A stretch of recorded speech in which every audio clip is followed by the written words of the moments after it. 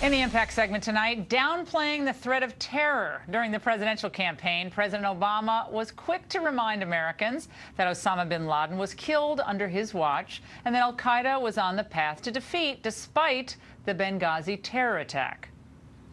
Al-Qaeda is on the path to defeat and bin Laden is dead. Al-Qaeda has been weakened and Osama bin Laden is no more. We've got a new tower rising above the New York skyline. Al-Qaeda's on the run, and bin Laden is dead. But what I know is that thanks to incredible service of our men and women in uniform, Al-Qaeda's on the run, and Osama bin Laden is no more. We decimated Al-Qaeda's core leadership and brought Osama bin Laden the justice he deserved. Al-Qaeda has been decimated. Osama bin Laden is dead. So why was the president pushing this terror victory narrative when the threat is still very much alive? Joining us now from New York is Democratic strategist Bernard Whitman. And here in the studio with me, the famous Mary Catherine Ham, a Fox News contributor. It's great to see both of you. Mary Catherine, let's start with you here.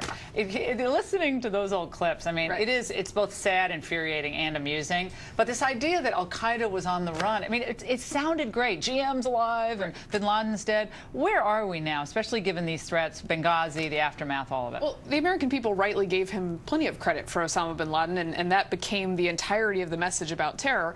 The pitch was not in a George Bush style, you need my steady hand on this fight so that we can continue and keep being protected. It was, we're kind of done now. They're on the run. And it turns out that's not the case. People wanted to hear that message. I think the press was happy to deliver that message despite something like Benghazi, which was a pretty big attack on 9/11. And now we're finding out maybe we should have done a little more work on those embassies and secured them much better than we have. And what he also said, and Bernard, you can chime in here, the president has said consistently that we can't keep now fighting this war on terror forever. The National Defense University speech, now several weeks ago, we can't fight this perpetual war. And I kind of have some empathy for that point of view. We can't have a war machine that never ends. But the fact is, we do have real threats out there. And to downplay the threats, what looks like for political reasons last year, is really reprehensible, especially after what we saw with Benghazi. Well, I don't think he was downplaying the threats at all. He was playing it straight with the American people. The fact is, al-Qaeda still does remain a threat, but it's a loose collection without a unified structure.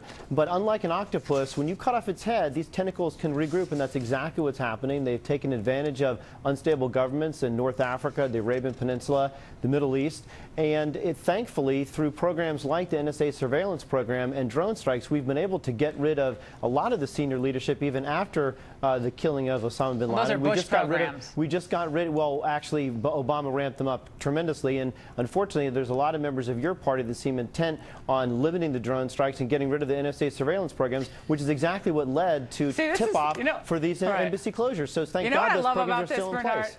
No, you know what I love? All my liberal friends are like, this is where conservatives and liberals meet, like libertarians and liberals. And then there's all the elites in both parties are kind of in agreement about the NSA and stuff. But tell me, when you think about this, you think about closing 19 embassies. We just had a former CIA DHS official on saying, do you know what it takes to close an embassy? Do you know how that's a significant move. That is difficult, and that sends a message that we can't protect these facilities. Well, and that's what concerns me is sort of what feels like a reactive response to these kind of threats as opposed to proactive, which would have been after Benghazi, doing what the president said, which was my #1 intention is to make sure that we're safe going forward. And it doesn't feel like that happened if we're doing an unprecedented shutdown of all these embassies. And yes, you can count me among those conservatives who are skeptical of the NSA and the droning, because I know they say they need a haystack, but I'm pretty protective of my hay as an American citizen. So yes, we are going to continue to have this conversation, and I think that's what makes it hard for the president to come out and very openly defend the NSA stuff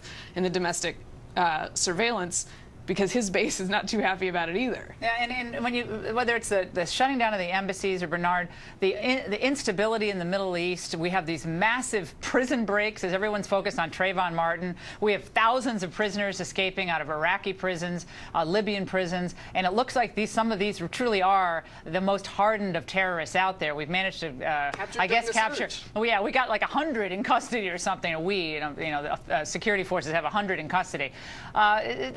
a lot of questions about exactly how safe and how competent our approach to world affairs really can be. And maybe that's the conservative messages here. We can't control a lot of this stuff going on in the world. And certainly Hillary's tenure as Secretary of State ultimately will be called into question when you talk about the foreign policy relations with other countries. I frankly think this is an endorsement of the Obama administration's policy, and it shows, in fact, that he's not playing politics with it for the very reason you suggested, that a lot of his base was very upset with the drone program, very upset with the surveillance program, and he pushed ahead. That's and not a foreign policy, by the way, drone program. program. With all due respect to Mary Catherine, you know, the fact is that this is absolutely a proactive response. We got chatter, and we're going out there and we're saying, you know, we're going to shut these down because ultimately it's the primary responsibility of the host country to protect these embassies with our support. And the intelligence suggested that that is not going to be possible. So rather than take a risk, we're going to shut them down. That's exactly what we should be doing. Well, and I think it's a reinforcement of the president's policies.